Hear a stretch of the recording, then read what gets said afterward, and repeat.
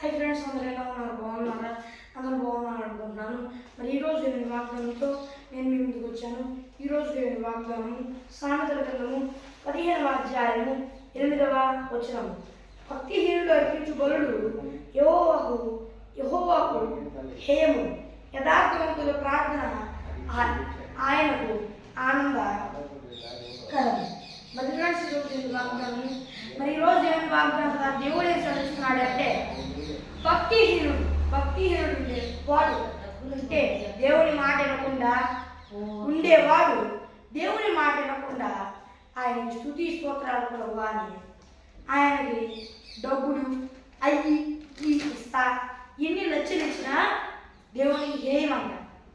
అయితే దేవుని యొక్క భయభక్తులు కలిగి ఉండే నీతిమంతుడైన వాడి ప్రార్థనే ఆయనకు ఆనందకరం అంట. డబ్బులు ఇవ్వాల్సిన పని లేదు, ఇంకేదో ఇవ్వాల్సిన పని లేదు. ఆ వ్యక్తి నీతిమంతుడిగా ఉండి బలులు అర్పించాల్సిన పని లేదు. ఆయనకు ప్రార్థన చేస్తే అది ఆనందకరం అంట. ఆయనకి అంటే దేవునికి స్తోత్రాలు చెల్లియుద్దా, దేవునికి కానుక అంటే ఇవ్వచ్చు. అయితే ఆయన భక్తిహీనుడు డబ్బులు ఇస్తే అది నాకు హేయం. అయితే నీతిగా జీవిస్తూ నాకు ప్రార్థన చేసినా అది నాకు సంతోషకరమే. డబ్బు కంటే ఆ బలులు అర్పించడం కంటే నా మాట వినటమే ముఖ్యం అని దేవుడు సెలవిస్తున్నాడు. మరి కాబట్టి దేవుని మాట ఎంతమంది అంటున్నారు ఒకసారి ఆలోచించుకోండి. దేవుని మాట వింటుంటే మీరు ధన్యులు.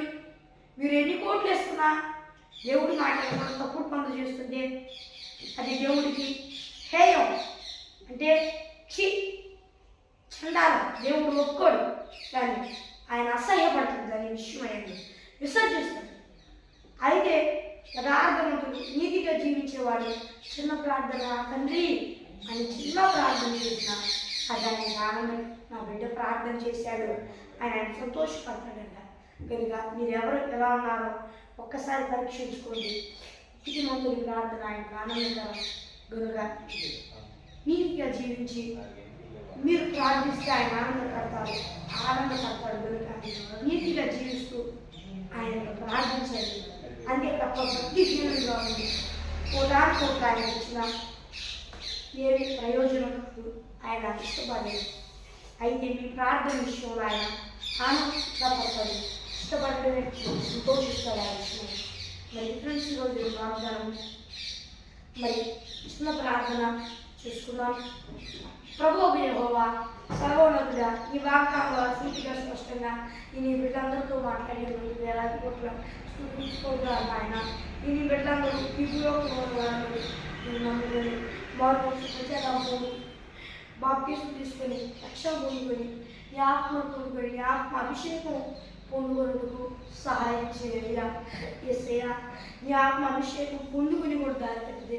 మరలా మారు ప్రచారం పొందుకొని రక్షణ పొందుకొని నీ ఆత్మ పొందుకొని నీ ఆత్మ అభిషేకం సహాయం చేయ యేసు నామములో అడుగుచున్నాను నా పరలోకమందున నా పరమ తండ్రి, ఆమేన్. మరి ఫ్రెండ్స్ ఈరోజు వాగ్దానం మరి ఈ ప్రార్థన ఇక్కడ కనిపిస్తున్న +91 6305600 అనే నెంబర్కి కాల్ చేయండి. మరి ఒక దేవుని వాగ్దానం కృపాధికులు అందరికీ కూడా నడిపించింది. ఆమేన్.